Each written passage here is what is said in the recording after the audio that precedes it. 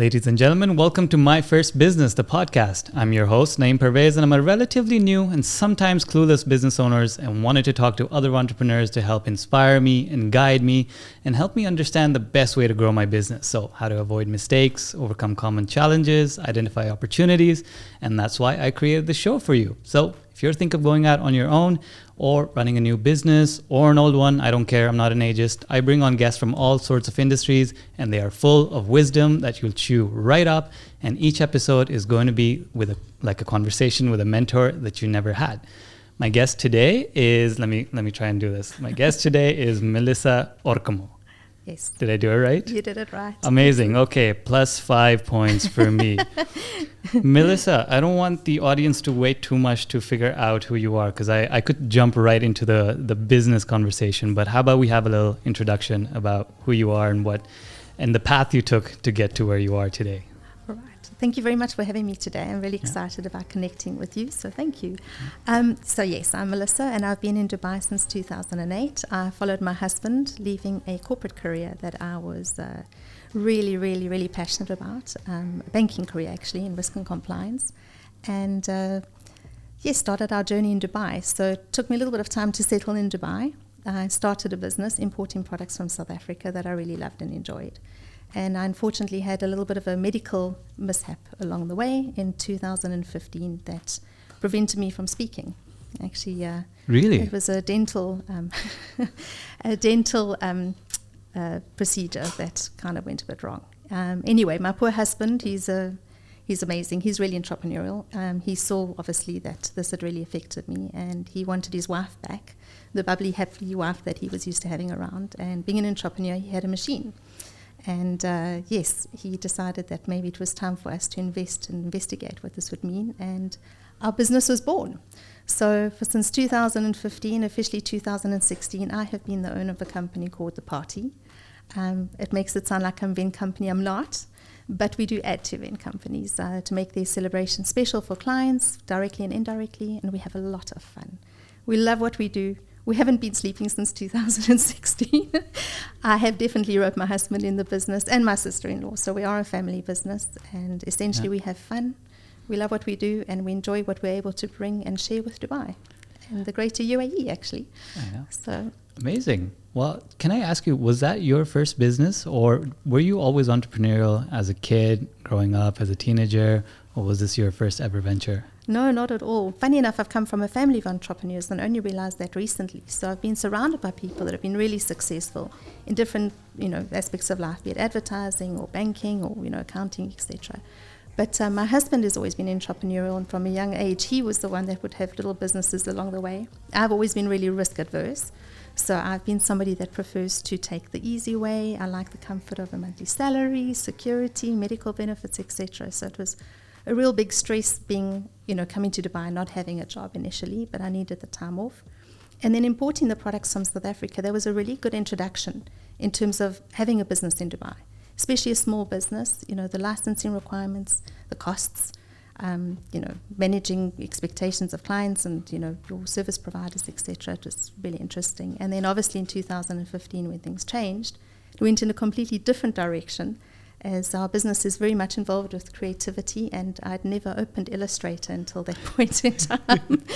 So there was a huge learning curve, but we haven't looked back, and it's been interesting. So there's a bridge of entrepreneurship that a lot of people are stuck on. Yes. Some people, maybe my audience, right? Like they have their healthy corporate careers going, they're going in the right direction, they have their degrees, their next steps kind of planned out. What were the considerations in your mind? You said you're risk averse mostly. So what were the risks? What were the cons list of you going into business? What was the anti-case that you were building? Did you have a lot of resistance within you to go into full-time entrepreneurship? Yes. The biggest thing was actually the cost, because here it is expensive. I wouldn't say that it isn't expensive in South Africa or in other countries, but here, being an expat, you needed to have a local sponsor. You needed to make sure that you were licensed. If you weren't licensed, there were obviously a lot of fines. All these costs before you've even produced a product is quite overwhelming. The other thing that we were mindful of is that initially we actually bought a machine that was from China, It was a disaster. Not that they're not good machines, but I think, it's not the quality of the machine that we were needing. And the outlay of cost for the right machine was exceptional. But it was a risk my husband was quite comfortable taking, and I wasn't. So we lost about a year just because we had the wrong machine. And these are things that are lessons that one learns. It was a good lesson because when we got on the right track with the right machine, it just opened doors, and we're actually able to produce and show products and make things that had the standard and the quality that we knew we could do. And that was really exciting. But definitely the costs. I think you do need to have, the costs in mind. You need to be mindful. And also, other things, research your market. Understand what you're getting into.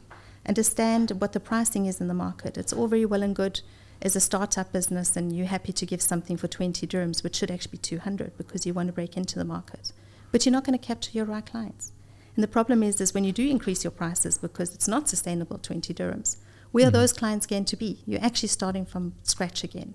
So really important, investing the time and the money in understanding your market, understanding your pricing, understanding your offering, really, really sets you up for success in the long run. And we're still learning that. There are days when, we're still like, oh gosh, there's a lesson we should have learned long ago.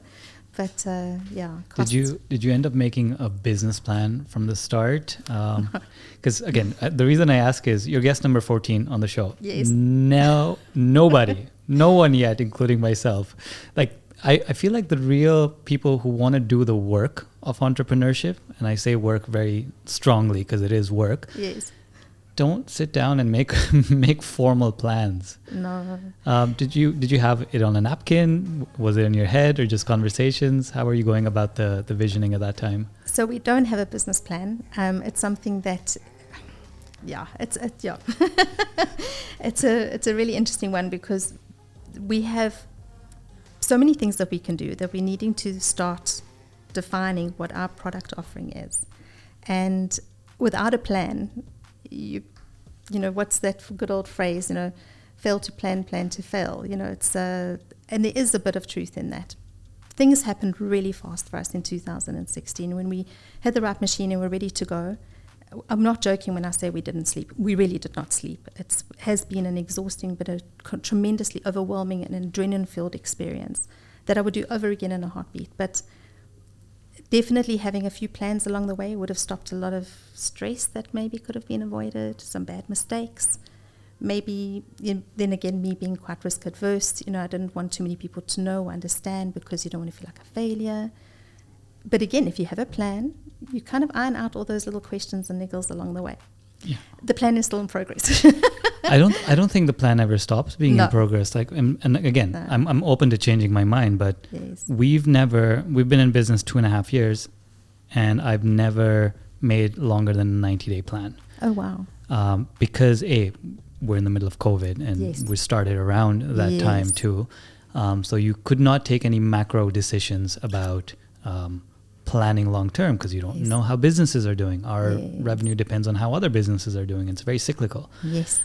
So we, as a team too, and we'll get into family businesses as well, it became super important this year for us to start at least writing things down, yes. if not calling them a business plan, but just writing things down that we can yes. share with each other. I wanted to ask you before we get into how you guys communicate as a business partnership and what you found. What was your first realization that you're onto something good? So you started the party around 2015, 16. Yes. At what point did you say like, okay, this is going to work? Just the way people reacted. Mm-hmm. It was incredible. And I think especially with what we do. So what we were most well known for at the time was actually our really highly customized cake toppers. And that was really amazing. We're having feedback from people saying, they would have a cake topper we had designed that they had been really part of the process because that's really important for us. We like to carry our clients with us on the journey. So when they receive the product, it's almost as if they have designed it themselves and it's something very personal to them. And we'll get feedback like, well, my daughter saw her cake and it had my name Marin on it, and it was Marin. It was for me. It was my cake. And that was really special. So, it was a very emotional, just kept on fueling us. We saw the reaction from people, the fact we were part of creating their memories.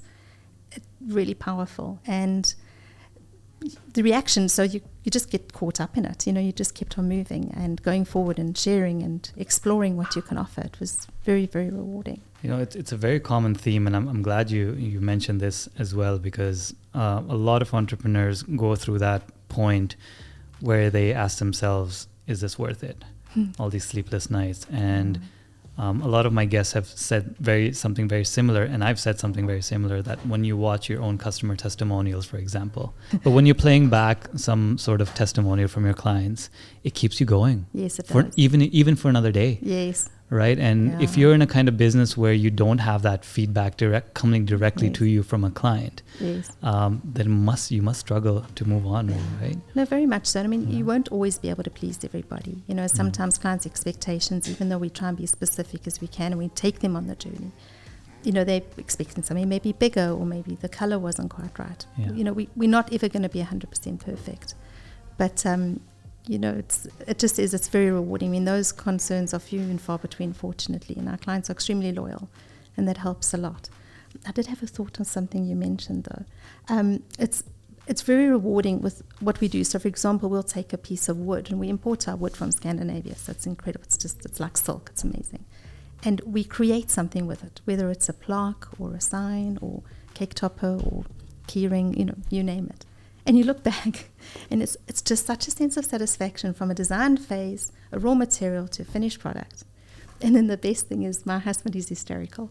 Often, because my sister-in-law was an incredibly talented designer, and she's part of our team. And we actually worry sometimes because she's not being utilized to her full potential with us, but at least she's still having fun. But if there's a design that keeps on being repeated or requested, my husband takes ownership of it, whether he did it or not.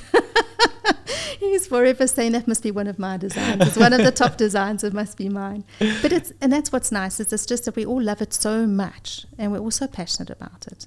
And I think that's what also we keep each other going that way as well. Yeah, it's not always easy. Family, people, emotions. That's not easy. But talking about family, I want to do a switch in the timeline again. So back to when you were almost starting or just starting. Yes. You mentioned your family, you come from a family of entrepreneurs already. Yes. What was the reaction of people in your lives? I'm talking family, I'm talking corporate friends, I'm talking ex-bosses, I'm talking anyone that knew you as like, this girl's climbing the corporate ladder. What was the reaction or objections or support that you received to kind of push ahead with full-time entrepreneurship? It was interesting because we had somebody tell us that it's a phase, it's not going to last, don't invest too much time or money in it. It's not really going to go anyway. So that was a bit of a surprise. Our families have all been really supportive. I think they were happy that, especially with what had happened with my previous business and then the medical issue with the dentist, moving forward into something that we were happy again. I was alive, I was back to being me. So they were just motivated and happy about that. And they thought it was something, maybe a little bit of a hobby. It sounded quite cute. They were also surprised, especially my previous work colleagues, that from, risk and compliance corporates, sort of boardroom meetings suddenly to designing things, that they were really, really surprised. And it actually motivated a lot of them as well to see that, we do have this in us. A lot of us don't realize that there is something in us that can actually be touched on and found. It's a really good stress release as well, though it is stressful. I do have sleepless nights. But everybody's been really, really welcoming and supportive. Yeah. Especially in the beginning, who are your biggest critics and your support? It's going to be family and friends. Yeah. So they're the ones that you're trying everything out on, looking for feedback, and they can be brutal. They can, but mostly it's all gone really well. So that's good. No, that's good, because I ask because this is something that I initially struggled with. Very similar things like, it's a phase. You're trying this thing out. It's just a side thing, right? You're going back into a job. And I was 34 at the time that I started, right? Okay. So the discussions I had in my own mind was, I'm still pretty employable. If this doesn't work out, let's go back to the job world. Yes. And my family on the other side, so my parents especially, they were like, none of us have done business before. Oh, wow. So generationally, no one has had any long sustainable business, at least from my dad's side. my mom's side is a little bit more entrepreneurial, but it's not looked up upon, right? Yes. We sent you abroad to study. Yes. Why are you got a degree in finance. You quit that well-paying career. And I was making good money in finance too. So it wasn't about the money, but it always is. Oh, yeah. And I think they're still warming up to it's been 2.5 years and they're still warming up to the idea like, oh, you do your own business. Like, yes, I do. Oh, it's not a hobby anymore. So especially things like working from home, right? It looks like a joke. It doesn't look like a proper business, right? Like, oh, you got your office in a tiny room with a desk that doesn't, you'd have to kind of squeeze through from the desk to the door. So that's really, really good to hear that you had that support. I think also the point you made about having your own critics, I think that's necessary too, right? Yes. To actually do the stress test in your own mind. And it really depends on you. I mean, how much of that did you take to heart? Like your actual products, when you get like that kind of feedback, or how much do you look at as objectively aside, okay, that's a good point, I'm going to work on it, because it's a creative endeavor, right? Yes. So it's very subjective. Everything that you're putting out is very subjective. Yes. How do you piece through that criticism early on in your start of your journey? How were you responding to it? Well, we realized very quickly that we would not be for everybody. So in terms of what we're offering, even the pricing, we pitch things that. So, obviously days when orders weren't coming through, we were panicking about like, well, maybe we're not doing this right, or maybe it's wrong, or, so that wasn't easy. The feedback that we had from people, we took it on board. Sometimes they didn't understand the big picture. So it's always good to look at everything on an objective point of view and try not to take it personally. And then just try and improve on it, and, go back to them when we had changed something and say, well, what do you think about this now? That was a good point, or it didn't really work. Often, though, with what they had told us about, maybe something they'd seen, actually resulted in a further problem that we were not aware of being identified, and it actually saved us. So that's why, especially people that know you well, if they are able to, spend a bit of time and really be interested, not just a case of, ticking boxes and saying things you want to hear, it really helps so much, because if we didn't have that feedback, those big lessons possibly would have cost us a lot more down the line, and actually maybe might have demotivated us to the extent we didn't want to expand the way we have and grow the way we have. Yeah. So it was a help. It's not always easy, especially, tough love. Yeah. People that know you know exactly, which buttons to push and whatnot. So yeah. I mean, the way I relate to this is, so I'm a part-time a bedroom musician, oh, wow, as I would like to call it. And sometimes I'd make tracks and I'd have my wife listen to it. And she'd give me recommendations. And I said, this is a song that I wrote. I'm not taking recommendations. This is, you either like it or you don't. And that, I kind of had that. And then sometimes you piece it apart. You said, okay, there is some point to what you're doing. And I try to relate that to business every day. So I was thinking or meditating about the reasons why I started the business.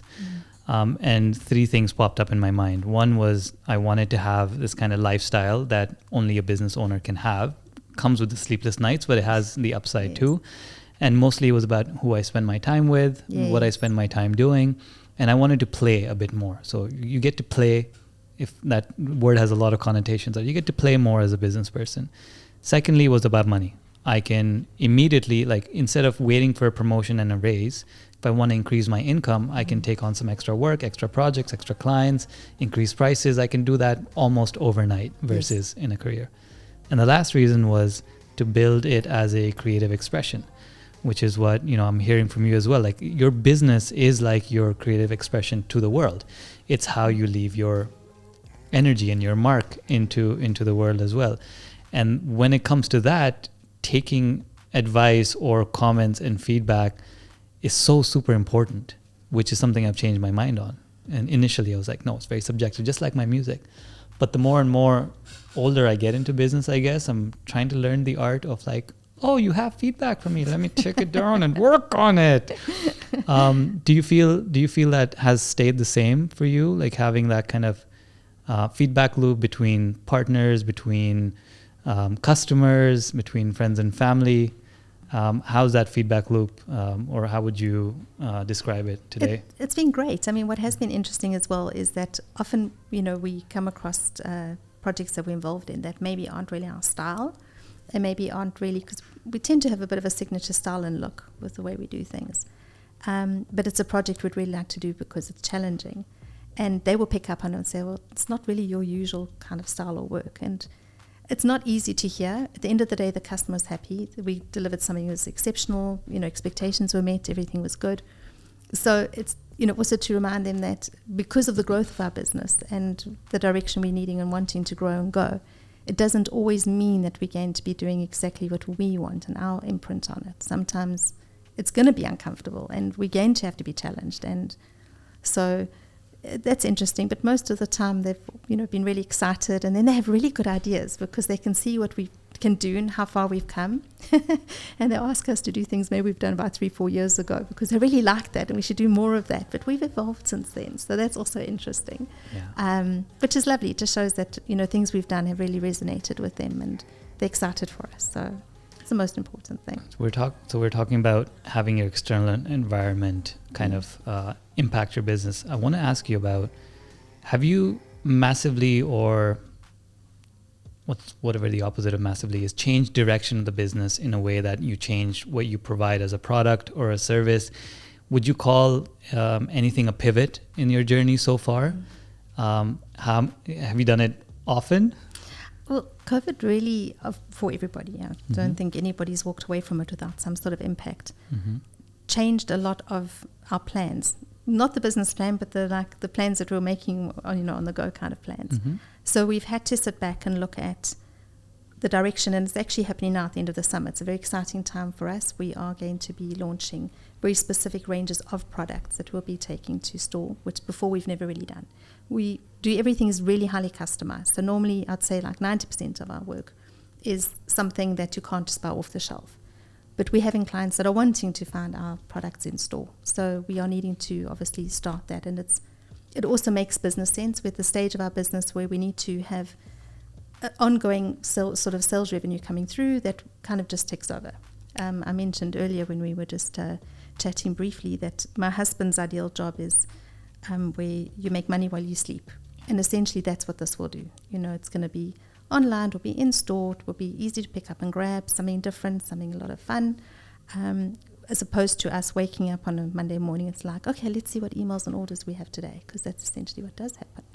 Yeah. And you don't know what's coming. We could do 50 different things in a week, whereas at least even my team, they will know that this specific product, it's on a treadmill. It just keeps on going. It works. It's fine. They know what to do. Less mistakes. All these other little things and joys we have. Yeah. So yes, the pivot has happened because of COVID. We've needed to. The other thing with COVID that was interesting is there has been an emergence of a lot of small businesses. I'm sure you've seen recently in the press. It was something like 45,000 business licenses this year. Wow. Incredible for small businesses. That means that we've got an interesting mix of people that are doing things that are similar to what we are. They're not doing exactly what we are, so I don't really want to call them competition as such, but there are people that are playing in our space, and as they evolve and get better and stronger in their business, and some of them obviously fall away and some of them will grow, they then would obviously be playing more in our space. So we are needing to change direction a little bit. We've achieved a lot, we've experienced a lot, and we need to use those skills. We've got a lot more machines, we've got a lot more to offer, and now's the time. So that is quite exciting. So when you do these pivots, would you call them experiments, or what's the thought process in terms of treading towards it? Is it tread carefully? Is it go all in? Do you kind of abandon the past to go into the future, or do you kind of lightly tread the waters to see if this would be your thing? So me treading water, of course, risk adverse, but my husband is gung-ho jumping in, let's make it happen. It's very much a 50-60 scenario in a sense that we know we need to do this. Yeah. I've been very fortunate that I've had tremendous opportunities since COVID, with people coming across our path that have just had insight into our business, offered really good advice, actually taking the time to get to know what we do, get to know me, get to see the passion behind the business, and saying little things that aren't easy to hear, but like, you guys do need your generic range out there, and you've got so much to offer. Yes, you're taking clients' ideas and you're making something exceptional with your fingerprint on it, but how about you do your own thing 100% with your fingerprint? I mean, if it's, things that you have already released, you can't keep up with. So why not just take it a step further, make it official? So it's an uncomfortable time. I think change is never easy, which is good. But also it's at that stage where our business is now that if we don't take this next step, I think we'll just plateau. We'll just keep on going along. And I don't really want to plod anymore. I'm feeling a little bit like a bit of a risk taker. Yeah. Dare I say? My husband will be delighted to hear that. But there comes a time when you need to. It's not that it's a make or break, but I would like my business to grow further, and why not? Yeah. So. No, I mean, the thing that I'm learning as well for myself, I'm similar to you in terms of being risk averse. I'm keeping tabs. Like, I count dirhams, and I count fills for as long as I know. And everyone has their own relationship to risk, and how it was defined when you were kind of growing up, and what family you had. And I look back now and I can trace to where it all came from. Because my mom and dad moved in with me, so I'm like, I totally get it now. And I haven't lived with them for it's been more than 15 years since I lived with them, so they just moved in with me. And I'm starting to realize all of these kind of the rule book that I have in my mind of what to do and what not to do and how to do it was formed on pretty early. And then I'm watching it change or unfold kind of similar as you are, because the passion is kind of driving it too, right? Like, you are so in love with what you do in terms of what you put out to the world. Yes. Maybe not so much as what you do. I'll talk about what you do. Do you have a job description written for yourself? I know there's no business plan, but... No, not really. I think it's because I wear so many hats. I've realized lately, my parents are visiting at the moment, which is amazing. And my mom was saying to me, she's like, gosh, you don't sit down. I'm like, yeah, I think I've actually got adult ADHD, which I've developed. And it's not intentional, but it's somebody wants something all the time. It's either a phone call or my husband needs something. And he actually does have a job, so he supports me in the business. Okay. So he's very flexible. Well, no, I shouldn't say flexible. He has accessible time frame that he can obviously help and support. He was retrenched during COVID, so there was a period of time he got very involved with the business, and he's been able to maintain a bit of support, which is just amazing. But he definitely is a big support and crutch for me. But he's needing something, or my team's needing something, or a driver's come. So I find that I'm not sitting down and just taking care of one thing. And then I'm also social media and marketing. I'm accountant. The packer, I'm the quality controller. I also the design, I'm sales. Yeah. So it ends up getting quite overwhelming, and especially when you get quite busy, something has to give. So for my job description, I wouldn't mind actually having one. Maybe it would define things a bit better for me, make things clearer. So it's a really good point. We read about it in a book. I don't know if you've heard of this book called The E-Myth Revisited. No. By Michael Gerber. I literally bring this up in every conversation because I'm trying to get myself to write a proper job description too. But it's a book for small businesses and how to structure them and why small businesses fail. So it's not a big corporate book. It's for small businesses. And one of the things the author does mention, and he's a coach, business coach, and he mentions writing down a job description. So the last time I tried to write one down was a month ago. It was 8 pages long. No ways. Because of all the hats, right? Because I've got the admin hat, the finance hat, the operations hat, the biz dev hat, and all these hats. And I started looking at joy. I'm like, where is the joy coming from? So I wanted to ask you that too. If you were to look at, if your job description just laid out over here, which part gives you the most joy? When the final approval of a design has come together and you know that you can do it, because it's a challenge. Like, we get thrown some pretty crazy ideas by clients. And we had one a year ago that was just insane. And just seeing it come together once everything is approved and done, it's that feeling, it's the challenge, the knowing that it's the final stretch now, it's going to come together, and then the reward of it being done. So I think that if all the other noise could be taken away, I think if I could just spend my time doing that, that would be amazing. And have you tried to delegate the other stuff yet? Yeah, but my name seems to be needed to be verbalized at least 30 times a day. So the days that I'll say to my team and that, like, I'm not here, I'm invisible. I'm sure you can manage. So today is going to be interesting. I don't know what's facing me when I get back later. I really don't. Yeah. So, but that's good. I mean, it's nice. But it's really interesting. So I'm sure you've also had people speak about being in your business or in your job and on your job. Business, yeah. I've been thinking about it a lot lately because I'm very in my business. And there's a lot of criticism about being in your business. If I wasn't in my business, there would be no business. So it's interesting because how do you, like I was even thinking, funny enough, on this morning when I was like mentally preparing for today, Tash from Tash is incredible. And I was thinking about her. Shout out to Tash. Shout out to Tash. And I was thinking about this in and on your business. It's really been on my mind a lot lately. I think maybe because the changes that are coming in September and our growth that we are planning towards. If I think about her business, she's in her business, but she's also on her business. She seems to get a really good mix. And there are a couple of other people that stand out doing that. I don't know how they manage it. Maybe they don't sleep like me. But I just do know that if I'm not as involved, things won't necessarily be what they are. And then this is what has defined the party. So it's a really, really, really challenging stage that I'm at personally on my journey as a business owner. We were touching on this a little bit before we started recording. We were talking about being true to your nature as well, right? So I'll give you a story. We had a consultant on the show here as well, and he helps businesses improve their businesses. That's what a consultant's job is. And he mentioned he had this client who was an architect and built an architecture firm, doing really well, growing really hard, really strongly. And he found himself in a corner office, a CEO's office, being bored to death by his own business because he became the CEO and the leader. And he basically, the consultant asked him, like, leave that office, go back on the floor and sit with your team.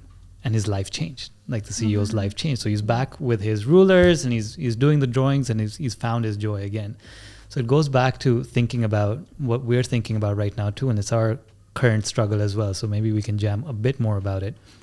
So Alina is more in the business. So she's our technical lead in the sense that what our service is, she designs a service that ends up being utilized by our clients. Okay. And she's got her formula and she's got her stamp on it and she's got her creativity on it.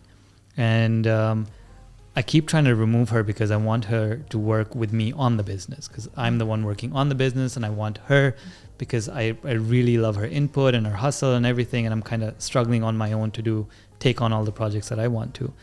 She's been trying to remove herself for the business for 2.5 years. So I asked her, okay, this job description question, I asked her, in a year, if we were to remove you from in the business, what would you be doing?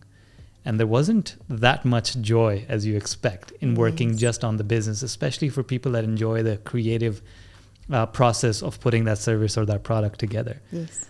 So it's an ongoing journey. It kind of seems exclusive, or it's made to seem exclusive, right? You either work in the business or on the business. If you work in the business, it won't grow. If you work on the business, it'll grow, but it might suck more on a day-to-day basis for you. Yes. So I don't know, how else are you thinking about this? Are you thinking at some point you will kind of switch into more like a CEO role where you're just overlooking and managing, or? I'm trying to, because I do find that when I am able to go out and meet clients, that I'm able to build the relationships, then it actually brings a lot more business to the business. So it is a bit difficult to see how that's going to work. One thing I did think of though is we're only as good as the team we're surrounded by. So I have an option of then bringing in people that will complement what I do and are able to pick up things that I'm not maybe should be spending my time on, or I am spending my time on that are time wastage. So little things, the quality control and packaging. I'm a bit obsessive compulsive. So I like to look at things and check everything's okay. Again, I don't want comebacks if there's something wrong, and often things get missed, and just a quick glance, and especially if you've done the artwork, you want to very quickly if there's something out of line or not correct. But it doesn't mean that I can't hand over those to somebody that maybe is as passionate and OCD as I am. It's just finding the right person. So I think that is what's going to need to happen. My team actually needs to grow. I need more hands to help. And we're slowly doing that. I have an accountant coming. That's great, and she's amazing. So there's a lot that I am able to release and let go of. But I don't think it will ever be 100% clean break. It's just not going to be possible, I think. That's what you signed up for. Yeah, I think I did. So... Well, speaking of team too, let's jump into family business. You're a proud family business owner. And one of the ways Alina brought me into the business was through that phrase. She's like, let's build a family business. So it's business agnostic, industry agnostic. She said, family business, we should have something of our own. I wanted to know your experience so far. You've got your husband and your sister-in-law in the business, right? Yes. In terms of family, how does that work in terms of, we talked about job description, but in terms of responsibilities, how do you guys know who's up to what? How do you connect? Do you connect once in a while to discuss things? If you can paint a picture of how this family business looks or operates. It's like a... What do they call those dinners where you throw everything together that's in the fridge? Like a potluck dinner, something like that? It's called everyday for me. Well, I think with my sister-in-law, I'll start with her. She's incredibly, incredibly talented. And she worked for an agency in South Africa for 10 years. She's won awards. She actually even won an award here. She entered a competition when my niece was all of 3 weeks old, I think, and she won, which is amazing.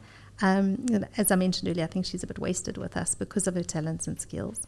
But she definitely helps us in terms of the getting things right. And she's a very, she has a very, very quiet and serene approach to things. I don't know if that's the right word, but she's just not somebody. I'm actually louder and more noisy than what she is in terms of verbalizing things. But she just quietly guides us. So that's amazing. She's a very calming effect on us.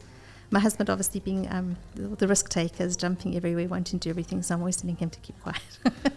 And then they both think that I'm very strict and stingy, but you have to have somebody that's strict and stingy. So I think the lead in terms of the environment is I generally do take the lead more. I'm also the one that's mainly answering all the emails and the inquiries. So when people think of the party, they don't think Tim or they don't think Tams, and they actually say Melissa. And that's been a bit difficult because I'm all about sharing and making everybody feel part of the team, but they've all been quite happy taking the roles that they have.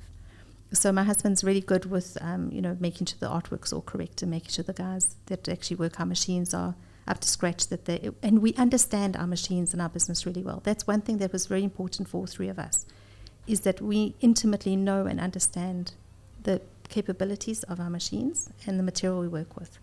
So at any given time, I can look at something and I can tell you why it broke, how it broke, when it broke, etc., because we've experienced that ourselves. We don't want to put something out there that is not going to be of a standard or quality that we wouldn't be happy with ourselves. And I think that's the thing. We've all got very strong and very consistent feelings and views about the standard of the products, the quality of the design, the passion behind it. And we've all naturally just gravitated and found our roles without really specifying things. Certain projects we know immediately has just got Tamsin written all over it, and she even knows that. She generally started it before we've even mentioned, and Tim will picks up things when he sees that balls have been dropped. So yeah, it works. It's most probably not what the textbooks say it should do, but it does work. Probably not. No. We can both guess that's probably not what the textbook says. But definitely not. But we, initially, I want to ask you to, initially we had a lot of, between Alina and I, we had, I thought you were doing that. We have had that too. Yeah, we have. Are you better at it now? What has helped you become better at it? I think the fact that I am kind of be a bit strict and stingy. So I kind of I kind of do delegate things quite strongly. My husband and I have very different ways of working though. So, I like things to be done and organized, whereas he's actually happy working in chaos, which is quite interesting. I'm smiling.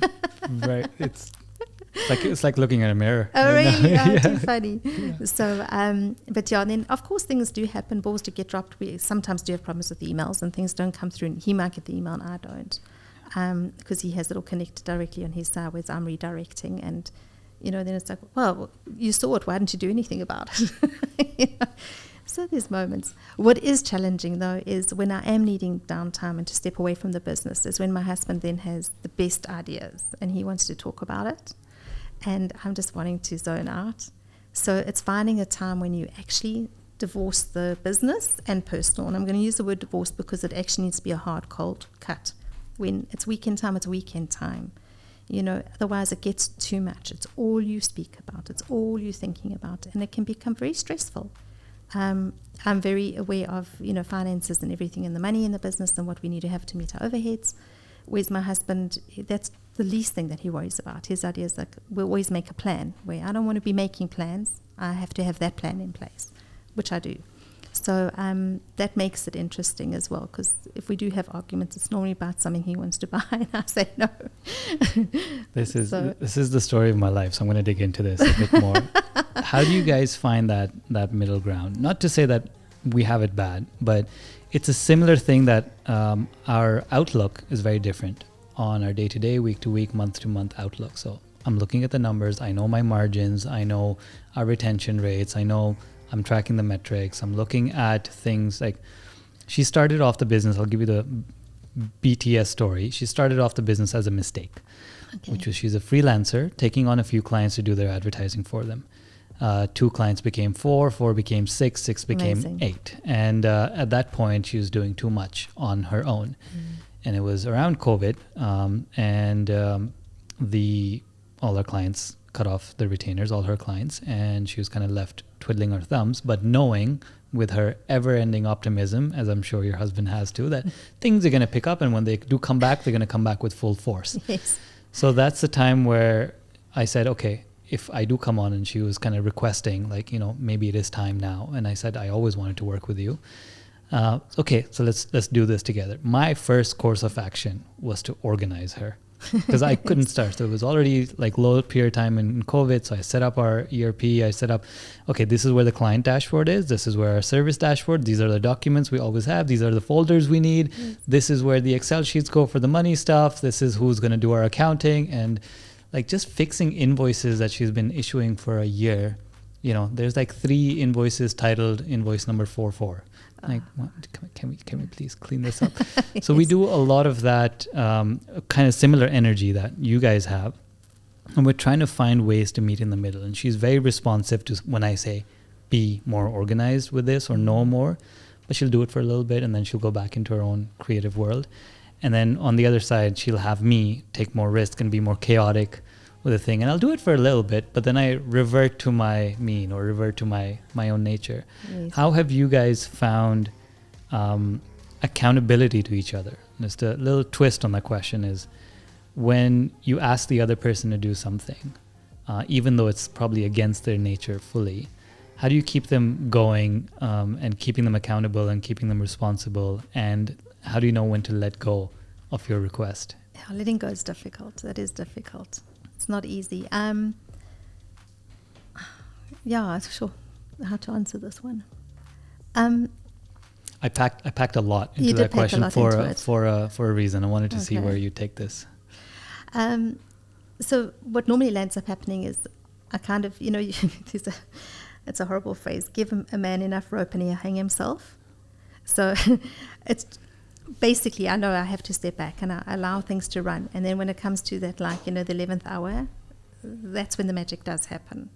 So we never get to the hanging ourselves phase, but it definitely does become quite intense in that. And it's always come right. It's always been pulled off. Might have been an all-nighter to make it happen. But sometimes if you don't go through those learning and experiences, you won't be able to handle it again. Things can happen. I might need to travel to South Africa urgently next week. Who knows? And can the business carry on without me? It needs to. I might not be available for 8 hours on a flight. I can't be panicking about something without knowing that Temo or Tamsin or my team can actually pick up and just carry on as if I'm there. So I know that I can be strict and stingy. I need to release a lot of that, and I need to let them make the mistakes without me always being a safety net. And I think that's the big thing, is understanding when you're a safety net and letting people just kind of run on their own as well. But just being aware that when the 11th hour comes and the magic's not happening yet, that you need to be able to pull all the rabbits out of all the hats. And that's hard, especially when you are somebody that sees the big picture and likes to have things organized and planned. But I have seen with my husband that, for using him as an example, is even when it gets to the 11th hour, what he's able to achieve is incredible and possibly more than what I would be able to. So it works. I think that combination is so necessary, right? Yeah. either one of you on your own would be a very different business. Yes. But together, would you say you're arguably stronger together than you would be individually? Definitely. Yeah. Definitely. And then obviously with Tamsin as well. And then even my guys. I have 2 teams that manage our machines and make sure that everything runs smoothly, and all the different projects that we have coming through at the same time. So, and we work really closely with them. So, we'll often also be down on the floor working with them on the machines and getting things ready.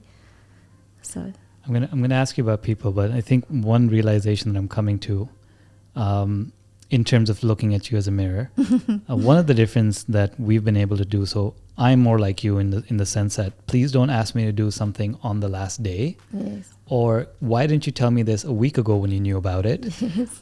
We could have worked on this a week ago. Yes. I don't like, but my day is planned out and something new comes in. It's very messy for my brain to manage it. Yes. For her, it's as per usual. She'd have a full planned day and the emergency would come and she'd be like, yeah, this is fine. Have you seen that meme with that dog drinking a coffee and there's fire everywhere and he's saying that this is fine? Yes. Yeah, that's her.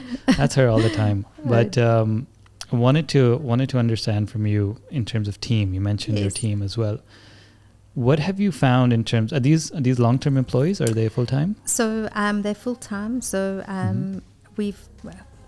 the one guy's just been with us coming up 3 years, and the other one 1.5 years. So, obviously COVID was an interesting time because they weren't really with us working as much as what we would like them to be. So they are long-term, but they're also quite new, thanks to COVID. Yeah.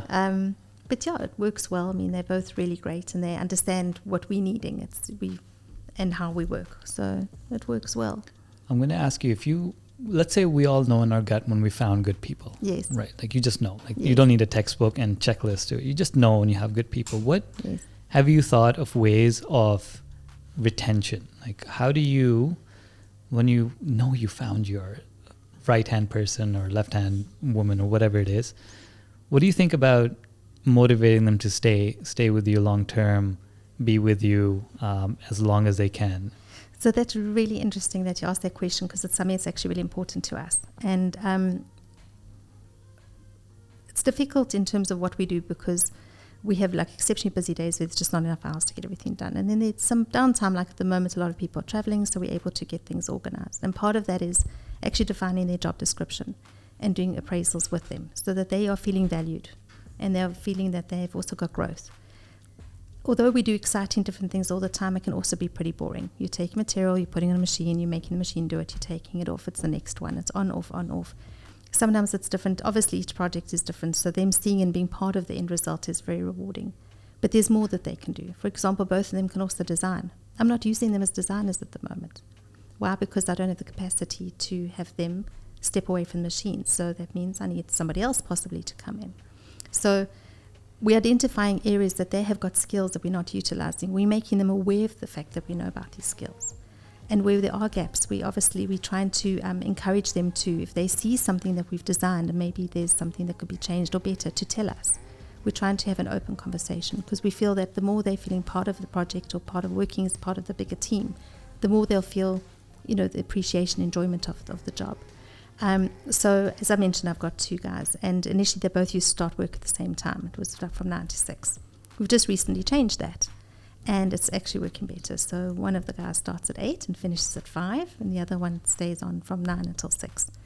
And the growth for both of them already, just it's only been a month, has been amazing because we've actually had a bit of one-on-one time with each of them. We've been able to see and understand like personal problems maybe that we could see. We all get bees in our heads. Mm-hmm. We all have issues. We all have worries.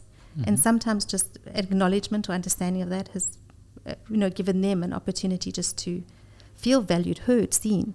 And, just questioning things. Maybe they didn't feel comfortable in front of their co-worker. Maybe they weren't feeling too sure about something, pertaining to a job, and they were just doing it. So it's allowed for greater communication. We've seen that the work's flowing smoother. Just there seems to be a bit more happiness, so that's great. Not that there wasn't before, but it just seems to be the environment just seems to be lighter. And we also bought radios. I know it's something so silly, but the machines are noisy. We work, basically it's a workshop that we're in. We call it a studio, but essentially it's a workshop. I mean, noisy machines, there's like foam cutting machines and laser machines and printers and all things happening. But just the music in the background, it really has helped. And you wouldn't think something so small. So we're trying to do little things like that. Just what can we make better? Make sure there's always tea and coffee available. Make sure there's always cold water. Little things that you take for granted, they're not. They actually are big things. If there's no work over the weekend, we're supposed to work Monday to Saturday. Guys, day off. I'm not going to have them sitting there doing nothing. For what? It's counterproductive. Rather let them be out with family and friends enjoying the beautiful Dubai summer. Lovely. But it's little things that we're trying to do. So the big thing now is, though, the job description. We recently sat with an HR lady and just redefined it, especially with the new labour law. And there's lots of things that are changing the whole time in Dubai that, we need to be kept abreast of on top of everything else. So it's really interesting what has come about, and it's definitely something that is good for small business owners to know about, especially if you have staff. So they at least know that we know, and they know that we're sharing, we're speaking about it also. It's new labour contracts and all these fun things. But we're trying to keep everything that it's approachable and open as possible, because without them, we won't be able to get our orders out either. So they are part of a finely oiled machine that we need to keep moving in a positive direction. Yeah, it's definitely a two-way relationship, right? Yes. And Dubai work culture is really funny. I'm not sure if your team, are they used to working in Dubai? Have they been here a while as well? So yes, so the newest member of the team has actually been in Dubai for 10 years, and he was part of the company that was building the Museum of the Future. Oh, great. Yeah, so really interesting. Anyway, that's another story for another day. It's quite an interesting one. Mm-hmm. So he's well versed in different types of machines, but he used to manage a team of 50 people. He was a supervisor. So he's very structured in his approach. Amazing. Got great ideas. The other guy, he was also been in Dubai, not as long, most probably about 4.5, 5 years. But he was initially in Sharjah, so for him to make the move to Dubai was also something different for him. It's a big deal. It is, but It was quite sweet. We spoke to him. He went on his annual leave, and before he went, we're just checking in on everything. And he said that working with us has been life-changing. And that's amazing. That's what you want to hear. You want to know that you've made an improvement or a difference in somebody's life. And, maybe it's the opportunities or the exposure or the learning that he's getting, because no day is the same. So, and that's great. So if when he leaves, and that's a big thing, is when either them, and of course the time will come that they're going to want to seek other opportunities, they need to leave better than what they arrived. So more exposed, more challenged, more equipped for future challenges in business. Obviously, we'll be sad to let them go, but it's the reality of Dubai. We do know that, people come and people go. Yeah, it's a transient place. I mean, yes. we've both been corporate employees to know that there's always the grass is greener on the other side kind of mentality that you have, more so with being in a job than being in a business. You don't want to start a new business every 3 months. Yes. But with jobs, that's why I ask about retention, because A, it's a transient place. Yes. B, you do help people grow, and you want the best for them. Yes. As well. And, me being a small business, I do feel strange sometimes that, I have someone that is probably going to be valued more somewhere else, but I really love them. Yeah. And that kind of challenge, I think our coming at it is similar to yours. If I may describe your method, you're coming at it from the heart too, right? Yes. Like you're trying to build relationship, because that is non-replicatable. Yes. Especially in a market like this, yes. Where bosses are known to have a certain whip to them, or they have just different management procedures here. My dad worked here for 40 years. I have uncles and aunts, and the stories we've heard are very different than how we approach our staff and how we talk and build relationships with them. I think it's very hard to replicate that, right? But at the end of the day, if the money is not as much, or the experience or the learnings are not as much, then people have to find their own balance as well, right? So we can only hope and try that they stay with us. My goal is to make enough money, not for myself, but so I can pay the people that I love working with as much as I can. And if I can't, then that's on me for not growing the business enough. And but yeah, it's a work in progress, I guess. But I'm taking some notes on how you were describing it. I think Alina would really like listening to that part as well. I want to talk about different kinds of people, not ones that work with you, but collaborations and partnerships. So I'm guessing, or you can tell me, you have experience with that in the last 6 or 7 years. So when it comes to having those kind of relationships, right? Partners that take a part of the service or make introductions, what are you looking for in a partner? Are you kind of chasing the partnerships? Are they coming to you? How are you kind of mentally qualifying, you know what, I want to work with these guys. They have something. What's your qualification criteria in terms of the people, the opportunity? How do you assess it, knowing that you'll probably calculate everything in your mind and you're risk adverse? How do you view a new partnership that's coming into the business? Well, it's been interesting because there's different types of partnerships, as you said. So we've had some, and I'll start with the investor one, actually. We've had a number of our clients actually approach us over the years wanting to actually buy into our business or invest into the business. And we've cautiously had a few meetings and discussed it. We've never followed through with it, even though it actually possibly would have been good ideas to do, but we weren't ready for it. And I think that's the big thing, is if you're not ready for it, and you need to know that, it could also end up costing you your business. So I think more ready now, and especially with what's going to be happening towards the end of the year, to actually revisit some of these. And we have been approached recently again as well, I think, because we're very fortunate we build good relationships with our clients and they can see what we deliver and the opportunities sometimes better than what we can. And they're just so excited and they know they can assist. So, but yes, it does get a bit overwhelming when they're wanting to do due diligences and things, and you realize how vulnerable you are in that situation, especially being a small business. Because things happen so fast for us, we didn't really have all our fundamentals in place the way one should. For example, a business plan, but as you said, not many people have them anyway. But they're little things that, funny enough, can actually value your business in a different way. So my business could be valued for 1,000 dirhams, or it could be valued for the true potential of 5,000 dirhams if I had these fundamentals in place. Like I had a clearly defined mission, vision, maybe a bit of a structure, even if it's on a napkin. Just something that actually has a bit of direction that people can actually see. There's a projection for a time frame. So that's the big picture, other side of an interesting part of the animal business side. You know, and business is definitely an animal that has many different paces. It's a fast racehorse sometimes. Anyway, then other ones. So we obviously have direct, relationships and partnerships with people. So because we work with, for example, bakers, we have had long-standing relationships with bakers that span since 2015-16. Wow. That has been amazing. So we've grown with them, they've grown with us. The interesting thing is that, and we've had to make peace with it, more me, when I'm using the collective we as my team, but it's more me, is that everybody's going to need a plan B. And sometimes I'm not going to be available. When we get busy, we're really busy. My machines get booked up, sometimes 2, 3, 4, 2 weeks ahead. For me to stop a machine with a corporate order and put in something that's going to take half an hour will actually cause that whole corporate order to be delayed. Then you have to say no, and that's not easy. So with partnerships, the relationship side is obviously really important, maintaining it. Everybody has a good day, everybody has a bad day. We do get things wrong, thankfully not often, but it's just obviously understanding that in partnerships there's a season for everything. There will be a beginning and an end, and some partnerships have naturally faded out. Some have come back with a different requirement or request, and we've gone in a new direction. The biggest thing though with anything with a partnership is open communication, and that has been crucial. It's if we can't do something, we can't help. It's not to try and make it work. We've done that, of course. It doesn't work out well. It lands up, that's where the mistakes happen. That's where it actually lands up costing you more time and money and actually damages the relationship.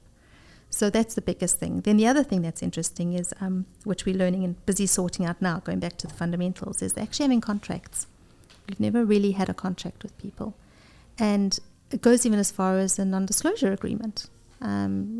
Sometimes, especially when you're working with somebody for such a long period of time and they're investing with you, walking the road with you because they're giving you their business, they're trusting you with also their ideas, and that you land up sharing a lot more maybe about techniques, good old granny's secret recipe kind of thing. And next second you can't help and they're having to go to plan B, and you seeing a technique that you've been using for years that you've closely guarded, and you just have taken for granted that they've now understood, or you maybe might have mentioned, now being shared somewhere else. And that's not easy. So we're busy tightening up a lot of loose ends at the moment with NDAs, with people that we do have long-standing relationships saying, we'd like to just formalize this a bit more. But I think that's a sign of growth. And again, we're not going to be in Dubai forever. I don't know. It could be another year, could be 10 years, could be 30 years. I don't know. Who knows? Yeah. Who knows, right? Yeah. But when I leave, and with whatever time it's needing to be, I need to know that if I sell the business, it's actually a business of value. And I don't know if one would be able to do that because we're so involved with our business. I don't know if it's something that one could sell. Who knows? But what the intention is, though, that we build a business that can be sold. Why not? But that there actually are all of these things in place with contracts and agreements so that everybody has an understanding of the relationship and the structure of it. So, yeah, I think that answers it seems like a good problem to have, right? Like the first phase of business is always survival. Yes. So, for example, you'd never think about company culture when you're in survival. You know, No. Company culture is just a thing you read about on Google. You don't actually work on it. Yes. But then you get to a point where survival is not a concern anymore. It's growth. Yes. And with growth comes its own problems. I have a story about growth that I keep repeating in front of my wife, and she's so sick of hearing it because every time I meet someone new, well, she's not here, so I'm going to tell you the story. Okay, great. But are you aware of how a lobster grows its shell? No. So the shell of the lobster, it's pretty hard. It's a hard case. It's not a muscle, so it doesn't actually grow. Yes. But the inside, the meat and the body of the lobster is always growing. Yes. And what ends up happening, it overgrows its own shell, at which point it either can suffocate or has to shed off its own shell. So when a lobster sheds off its own shell, it takes time for that to grow back. A new one, a fresh, new fit one to grow back.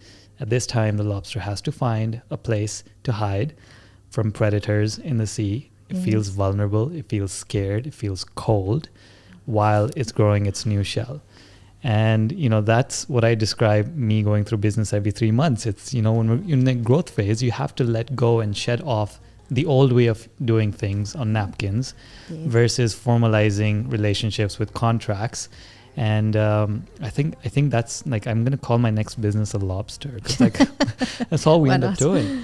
No, but I wanted to ask you, so that is a good example. Is there an example of like the contracts you mentioned are a good example? Is there another example where these partnerships have actually helped you improve your own business, your own operations, maybe your pricing, maybe something else? Has something else with these partners inspired you in any other way? Well, it's allowed us to do different things. So we've been able to, I don't want to call myself a production house because it's not what we really are, but we have, in a sense, become a production house for a few select companies. And it's amazing to help them get on their feet and have success because we're able to assist them. So it's like a white label situation? It is a bit. Very Okay. much so, yeah. So, and they've also allowed us and pushed us in a new direction and, made us see that there's so much more that we can do and offer and things that maybe we wouldn't have normally done.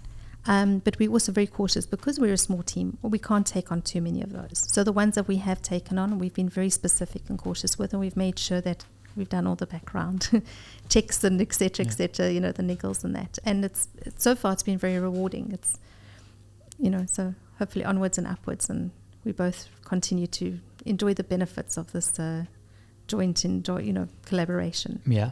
So. Yeah. Okay, good. I told you before the interview that my mind's a bit weird with timelines. I'm going to switch to the next topic. No problem. We're talking about improving your business. It's sort of related. Do you spend any time improving yourself so that you are more useful to the business? What does your self-growth look like? Is it mostly through experiences in the business that is your biggest teacher, or do you do anything outside of that as well to make yourself more useful to your business? A bit of both. My husband is really good. He's always, upskilling himself with, different techniques in terms of, especially computer software is crazy. Things develop really quickly. I'm a bit more on the back foot of the social media side, which is interesting because I know you spoke about that earlier. I mean, TikTok is another animal, and there's a lot of potential there, especially for a business like mine. So it's something we do need to look at.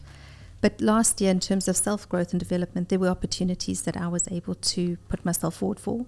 One of them was with the American Women's Entrepreneurship Program that was run for a period of 3 months. It was phase 1. And then if you qualified, you were selected to go into phase 2, which I was quite surprised about because I made phase 2. So it's just why I say that is because it was a really busy time. And being the type of person I am and maybe a little bit controlling. I knew I wasn't giving 100%, but I guess the 80% I was giving was sufficient. So that was really rewarding, that they saw the potential and the fact that I was up for another 6 months, or 3 months at least, of supporting and working with them. And that was really great, because a lot of things that one worries about are some of the things that actually never happen. And I definitely have spent more time worrying about things that aren't going to happen than the things that are. And just being part of that whole team and hearing the other problems that other small business owners had, knowing and understanding, taking comfort that I wasn't alone, was huge. And it can be a very lonely journey. And if you don't allow yourself to be part of networking groups, it's not every networking group is going to fit, but there are some really, really good ones. And taking use of, or making yourself available for, these opportunities. And there are a lot in Dubai. There really are. You won't have that growth, and it just gave me peace of mind. It allowed me to be more confident. It's opened up doors with Tish Tash, so many things. And even that, it's been completely out of my comfort zone. As I mentioned earlier, even doing this interview is huge for me. You never ever see my face or a picture of me anyway. It's literally, it's as if I've been scrapped from the internet. It's just because we have wanted our business to sell itself. We've wanted our products, people to fall in love with that.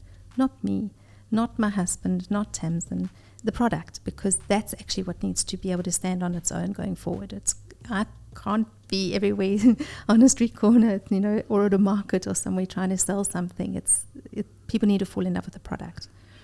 So absolutely. No, I think so I tried doing research on you, obviously, before the show. Yes. I feel very honored that you're here on camera and you're being fully candid. But I could tell, okay, there's a story here. Just because you're not there on the internet doesn't mean you don't have a story. But we were talking about this quickly before the interview too, of running, this kind of a business as an introvert.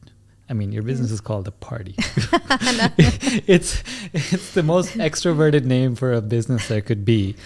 Can we talk and jam about that in terms of, let's say, energy recuperation?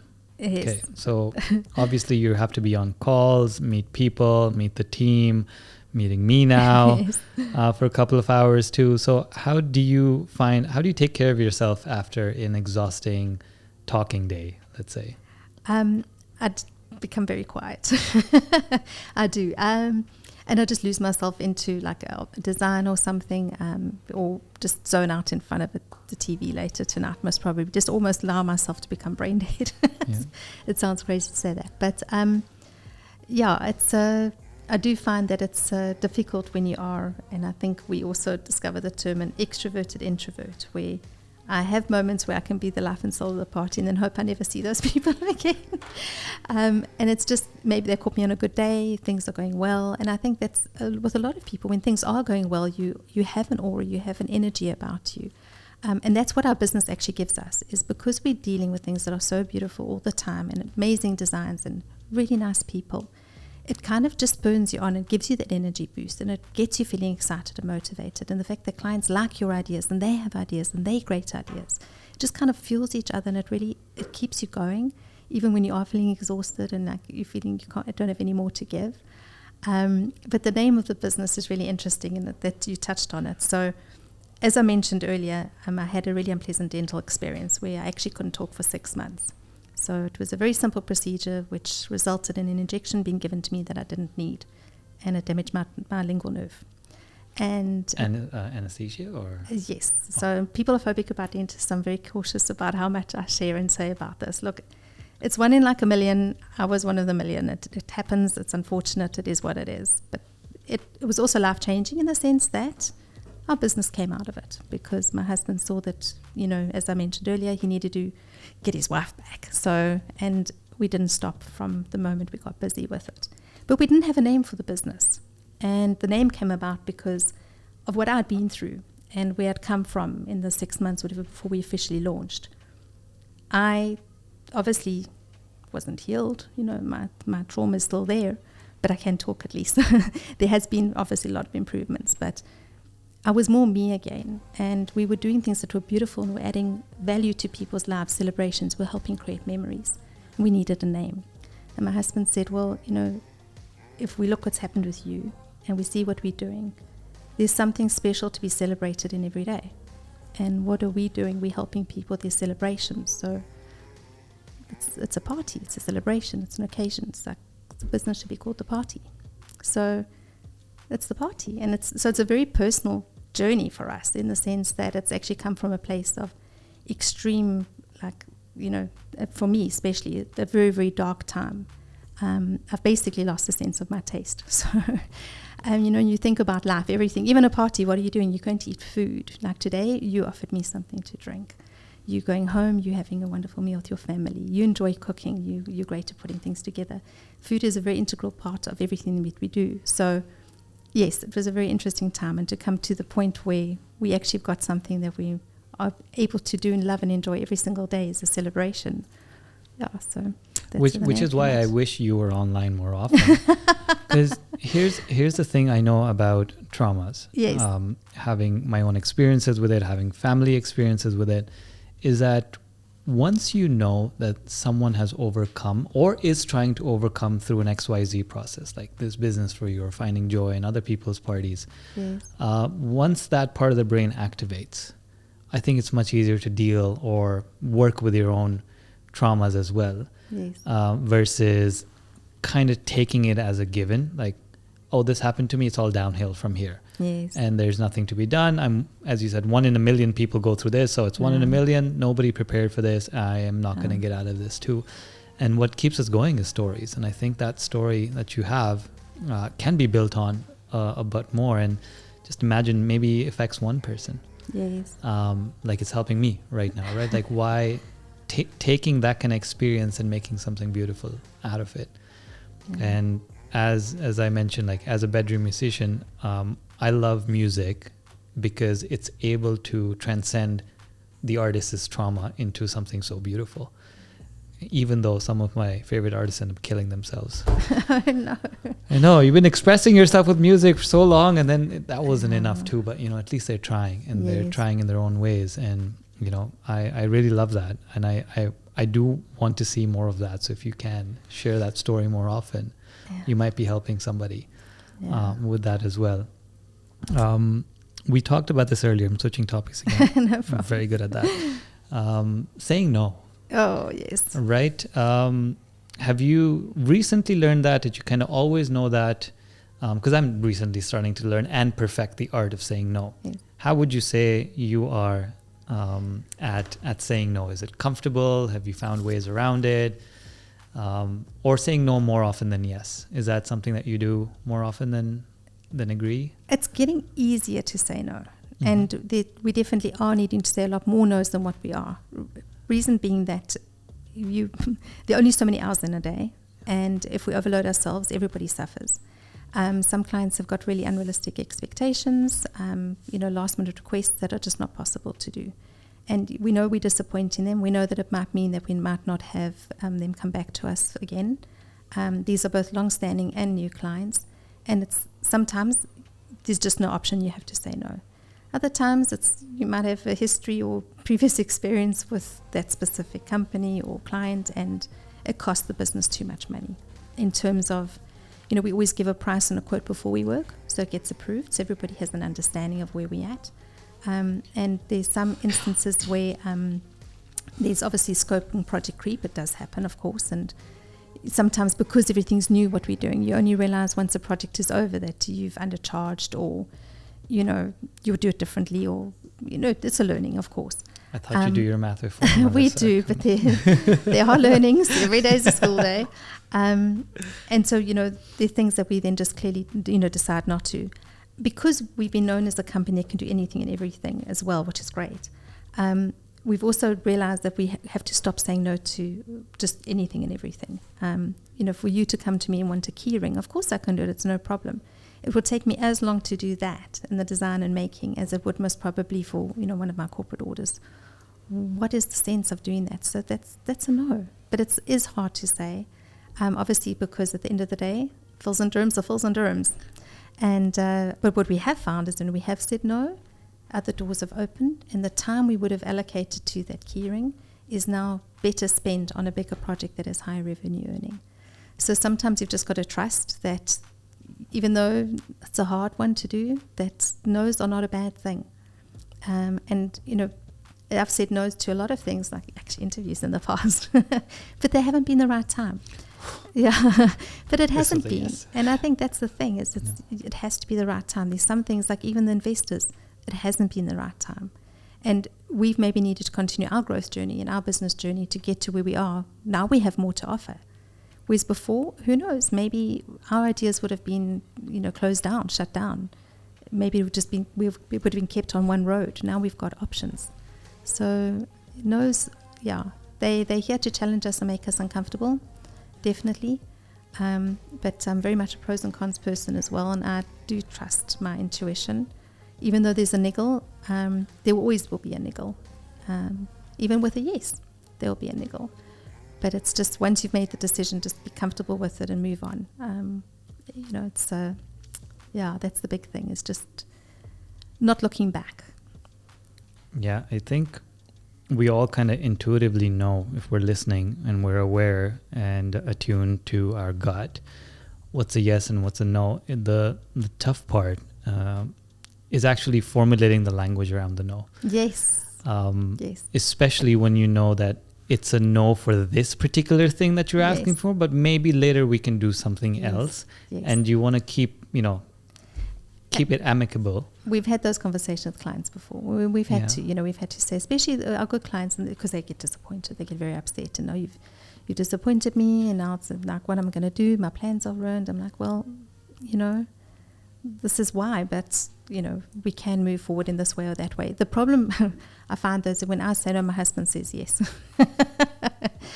Yeah. So sometimes that's also interesting. No, we can have some choice words about that, but do you guys have veto over each other for these kind of things? Not really. I mean, we'll end up discussing it. I mean, I'd say it's like a 50-60 situation again, where half the time the no does maybe become a bit of a yes, and sometimes the yes becomes a bit of a no. But we'll try and find a middle ground that works for us firstly, and then obviously the client. I mean, at the end of the day, if we can't deliver, the client's not going to be happy anyway. So I'd rather be honest and say, we can't deliver. No matter what, we're not going to be able to deliver. The problem, It's a bit tougher with clients, because what they're thinking in their mind, and they let us know in those words too, that we're the ones giving you the money, right? And it's, for example, they'd ask for a rate that I just can't do, because we work on monthly retainers, and they would suggest a price which is ridiculous for me. Like I'd not be in business if I took every client on like that. I'd be out of business in 2 months max. And the responses are like, fine, I'll take my business somewhere else. Don't be mad. It's a business. You're a business owner. You understand, like, you cannot work below profit margins.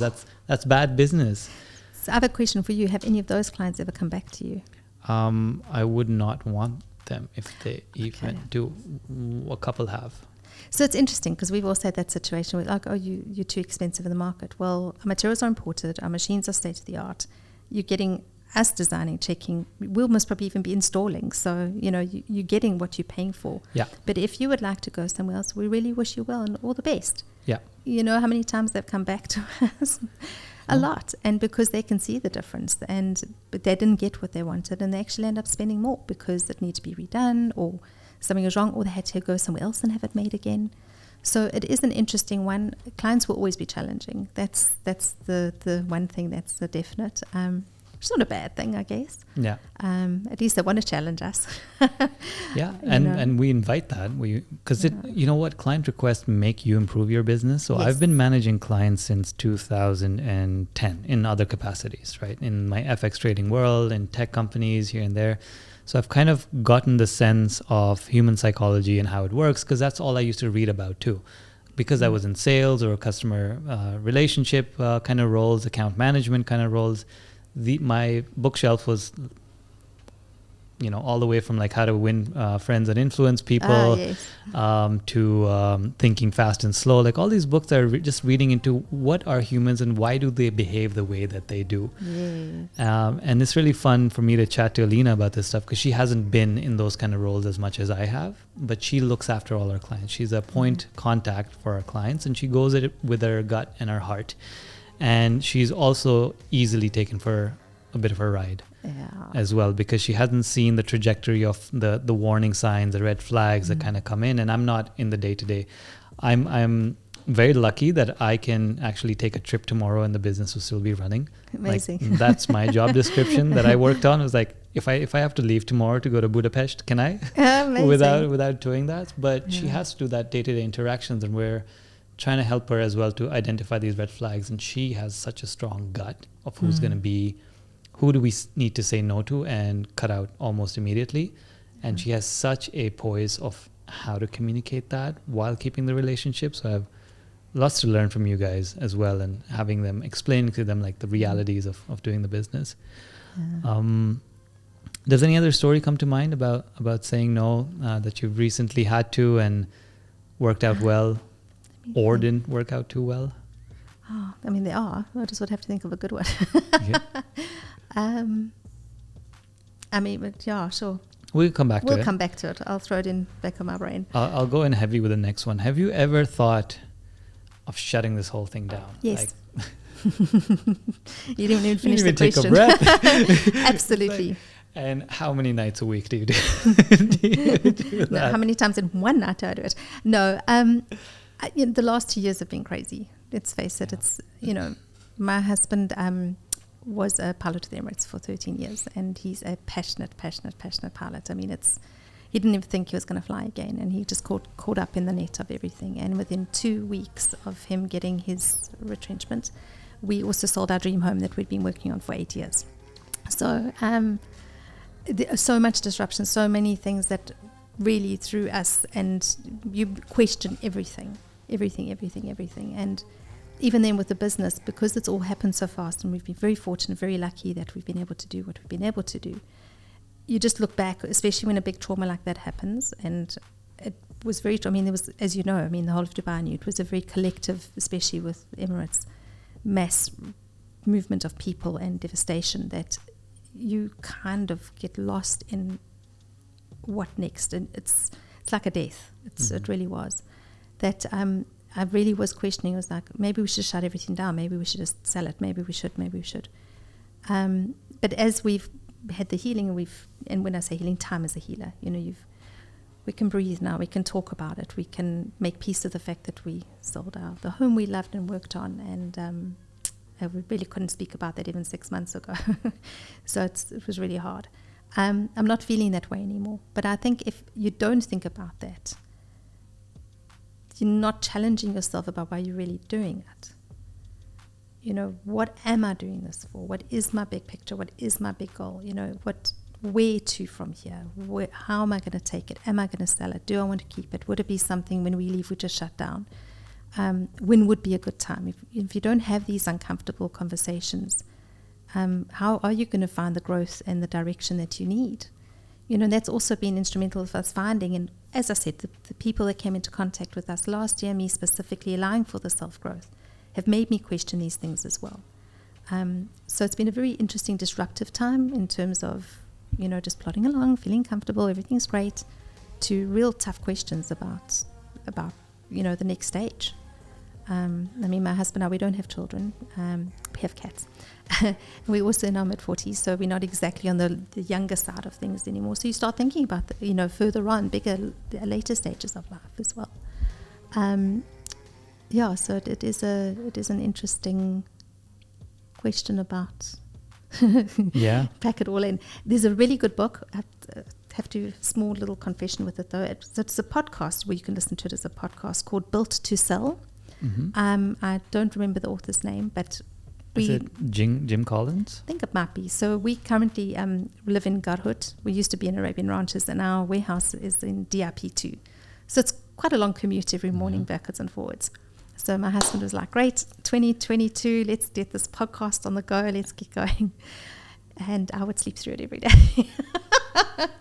But having said that, obviously I'm really good at listening to things in my sleep, because there were absolute pearls of wisdom in this podcast. And it is a definite book I think I should read, not listen. His voice was very, very, very soothing. A bit too soothing. But little things that he said, it was just so interesting how they streamlined their business in terms of, it was also a creative design company, and the advice was given is focus on the one thing that would bring you the most revenue and actually give you the most joy. And it landed up being they just wanted to be known as the company to go for logo designs. They could do anything and everything, and the company went through a dip.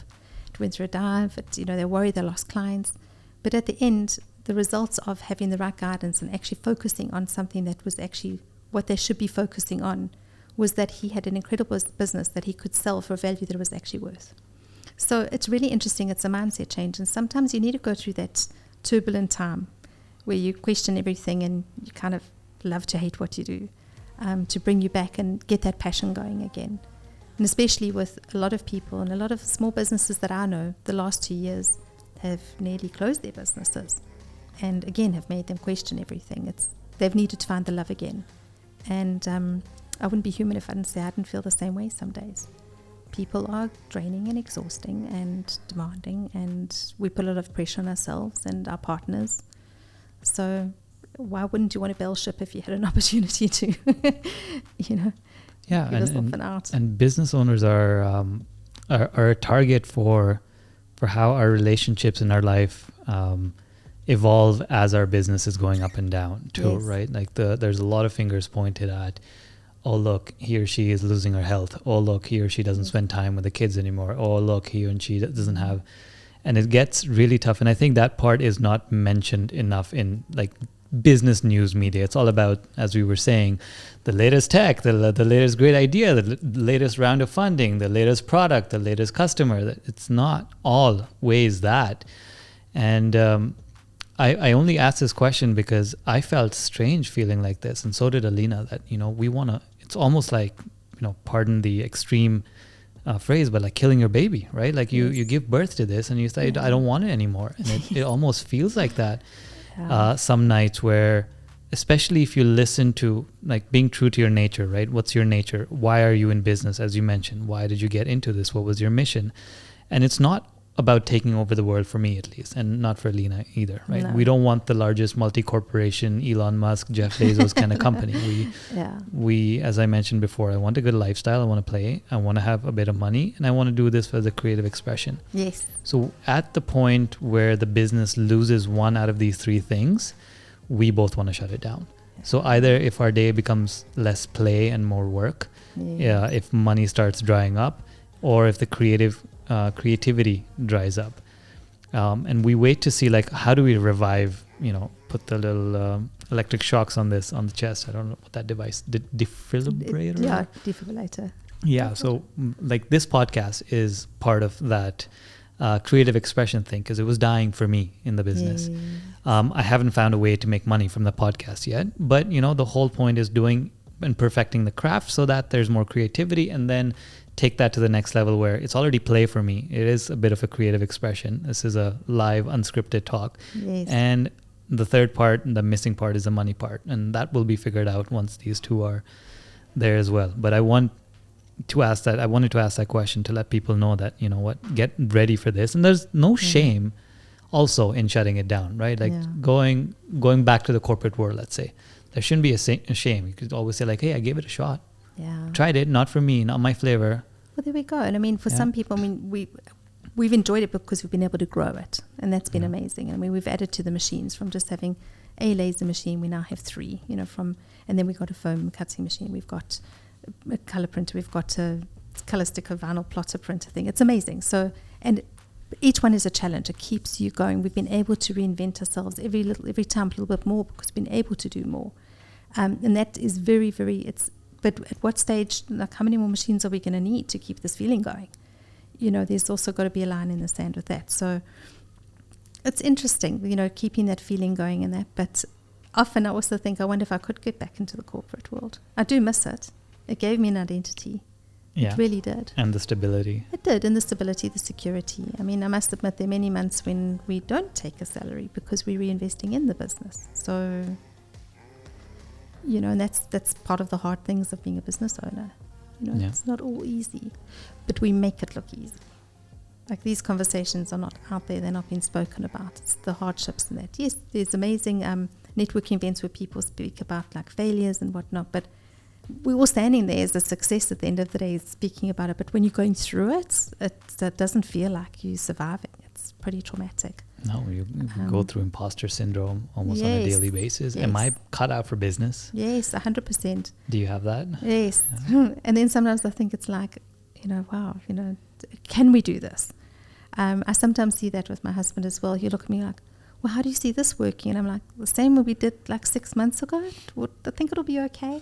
So he even has it, and without even realizing it, he's verbalizing, feeling a bit uncertain at sometimes. And at least we can communicate and talk. I think that's the big thing, as mentioned earlier. Have your circle of trust. Have people you can be vulnerable with, because it's hard. It can be very lonely, very lonely. Yeah, I think we were talking off camera about that too. Is also we were making the shift in having more business owners in our life. Yes. Because to be able to relate to this is a special skill too. Like the conversation we're having, I can't have that with a corporate employee, because they would be, at the end of the day, they would say something like, "Oh, but you have a business. You can always go back." There's work to be done there. The other analogy I was thinking of is, I have not my child, I have a 2-month-old in the house right now. My sister's moved in for a month, and the baby doesn't know when it's hungry, or you never know what's up with the baby. It only has a way to tell you, which is by crying. Yes. So I feel like my business cries but does not communicate with me. So we feel the energy, like something's wrong. Yes. And then you got to try and feed it, Yes. or you got to try to get it to burp, or you got to just walk around with it, or you just got to put a soother in it. So I think, as you're mentioning with your machines, like maybe it's time for an upgrade. Maybe it's time to do things differently.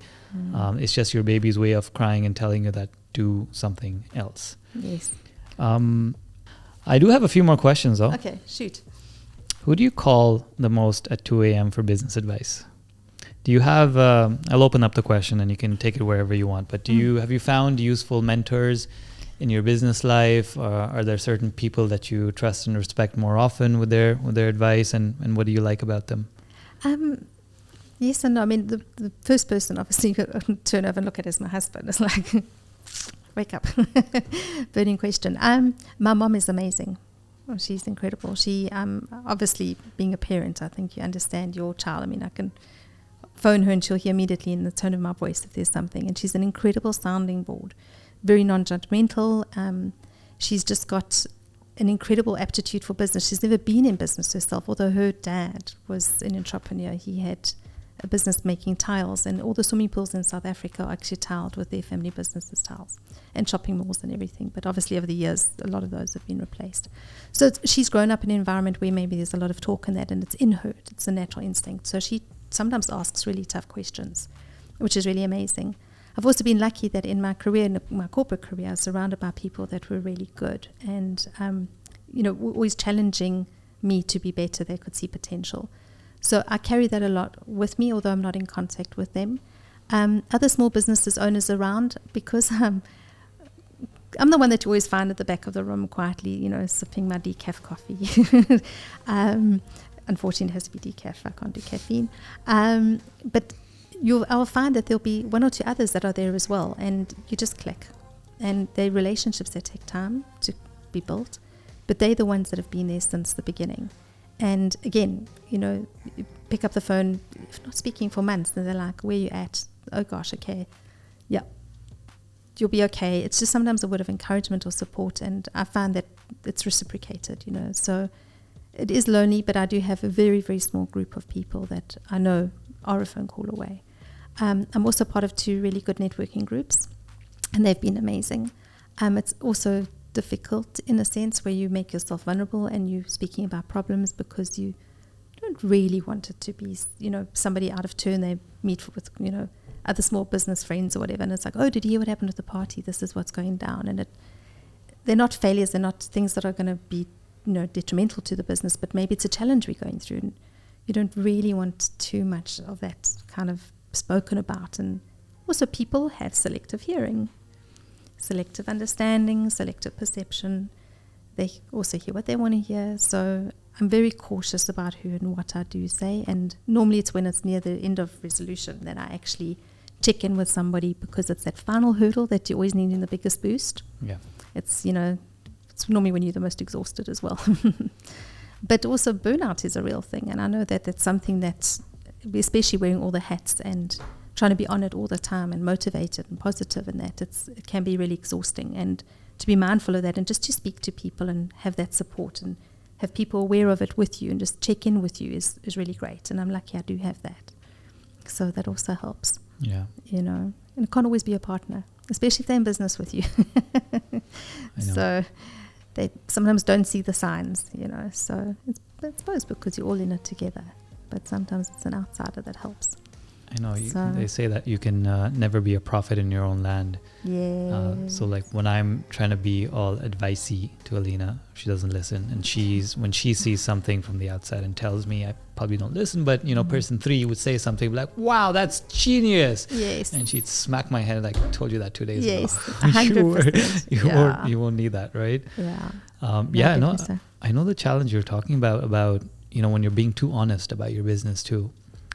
Like if we go out for a late dinner with another couple, it's 9 p.m. I'm already dead tired. So my filters have just gone out, you know, and I get into this zone where, you know, someone asks, so how's business? I mean, you want to know? This is how business, and then we'd have the chat in the car on the way back. And I was like, okay, listen, we need to get our story straight. So she tried to calm me down. She's like, you know, you can't say all of that because, like, as you said, people have selective hearing. Yes. And in this particular case, we were taking out friends who are also our clients. Oh gosh. And I went off the rails a little bit, you know, questioning the whole, should I even keep it on? You know, am I ever going to survive this? And she's like, that's our client. I'm like, but that's our friend too. So it's hard to draw the lines because, you know, a lot of our friends end up becoming our clients, and our clients are becoming our friends, and we're all kind of in the same age range. So we hang out too, and I have to mind myself with the filters. But and sometimes you get, and I don't know if you get this, but unwanted advice on your business, which is without context that people can tell you what is good for you. Yes. And you can only smile. Yes. Like, yeah. You know, that's great, but it's often that reminds me of the picture of the iceberg, you know, in the water, when you only just see the top part and then nothing underneath. We actually have that up and where our machines are, because even with like the team, when it's really busy, they're not seeing the full picture. They're not seeing everything else that's happening. And it's just, for us all to be mindful of the fact that there's a lot more going on than just an order on a machine or a meeting with a client, you know. And a lot of that you haven't figured out either, right? Like you, as a business owner, you might be in touch with every area of the business, but what's under the iceberg, you're figuring it out second by second too. 100%. So to be able to explain to anyone and give anyone the context, one must know it themselves. And we find ourselves not knowing things about our own business. Yes. Either because of the lack of mental energy during, you know, by the time the day is done, or having good intentions to, you know, like you probably keep a task list, right? Yes. And a lot of those things are to do things versus to think things. Yes. And I am dying for that time to do the to think things, to think about X, to think about Y. And I write it like that in my task too, to think about, but it never happens. No, and months go past. Months go past, you need a quieter space. Have you found space for the to think times for yourself? Well, the business tends to be a little bit seasonal. Okay. And as we were chatting about earlier as well, this I think is the first summer when a lot of people have been able to travel after COVID. It's a bit more accessible, etc., etc. So we're a bit quieter than what we'd normally be. And it's allowing us to catch up on the to think things, which has been great. And it's also better when you actually are motivated and full of energy first thing in the morning than at 11 o'clock at night when you can't keep your eyes open. So you end up making better decisions as well. So, so we do have that as well, but this is the time. So there's only certain times of the year, summer, and then straight after Christmas, because everybody's been celebrating year-end, whether celebrating Christmas or not. It's a season of gift giving and, you know, family time. So regardless, people tend to have a bit of a quieter January. And they're broke. Yes. Another time when they're broke is actually after the summer holidays. So September as well, because school fees and all those good things, and spending all the money at home on family and visiting and stocking up on all the goodies to bring back. Yep, we're all there right now. Yes, we are. Definitely so. Yeah. So you had some more questions for me? I do. I do agree with you about the to think things. Like we're having a slow summer too. Yeah. As you said, the same thing. Like a lot of business owners are out. A lot of their customers are out. Yes. So less requirement for marketing, and it's giving us that time. You should see how excited Alina is when she gets to do her to think things. I'm sure. Like she was writing an operations manual. She's so giddy. So giddy. Who gets giddy writing an operations manual? Because it's a thing on your list. Like, you know, I'm going to formalize my ops manual. and she finally got to do it. Amazing. Yeah. But it's a sense of satisfaction when you get there. You finally feel like you're achieving something that you've been wanting to do. Yeah. And it does. It motivates you as well. So Yeah. it's quite exciting. I get it. It is. I'm not looking forward to September when we're actually busy again with the to-do things, but hey, that's a cycle. Yeah. I do have a rapid fire round to do with you. Okay. Oh, as we start to wrap up. Okay. Very controversial. No. It's Oh, not okay. at all. The hot seat. Here we come. Are you up for it? A rapid fire? Okay. Let's see. Okay. I'll start with the easy one. Okay. Ice cream or gelato? Ice cream. All right. Okay. Exciting flexibility that leads to volatile results, or boring consistency that leads to sure results? Oof. Well, I would say the second one, the boring With sure results? Yeah. should be the one I should be choosing. But I'm finding Your gut chose I'm for you. leaning more towards I'm needing to move in that direction. So that's my self-growth. So we'll go on a limb with that one. That's the lobster story in That progress. is a lobster story in progress. All right. Spa day or shopping? Spa day. Yeah, would have to be, because I don't get to do that much. And online shopping is there all the time. So, Awesome. yeah. If you weren't living in Dubai, where would you be? So my husband and I have spoken about this a lot, obviously because of what happened in 2020. I would love to go back to South Africa. It's beautiful. It's my heart. It's my home. So it depends on which frame of mind you're in. Okay, so obviously family and all of that. Finland is incredible. My husband's not interested in Finland because it's so cold, and he doesn't like the cold, and it's really cold. But that's where his family and home is, and I think it would be an incredible challenge. And our business is the type of business we can take anywhere with us, really, because if we can design and do things, we can make things happen. So South Africa doesn't work, Finland doesn't work. Most probably Portugal. We both like Portugal, so it must probably say Portugal. Okay, I'll see you in Portugal. We'll see you there. Favorite Netflix show of all time, not released this year? So, wow. But I don't know if it was on Netflix. TV show in general. What was it? But they're all the freaky ones, like the ones where they're all mass murderer killer people. No judgment for me. And I can't even remember the name of it. What was it now? Begins with an F. It was super scary. Fargo? No, with Fargo was mild in comparison. I can't remember. But what we have liked is Ozark. That was quite interesting. So yeah, I'd say I wouldn't say all time, but that's the one comes straight to. Season 1 was really good. The rest were kind of like, but that one we like gripped. Okay, I'll watch it. Yeah. What's the one book you think every business owner should read, and not Build to Sell, because we already talked about it. Anything other than that?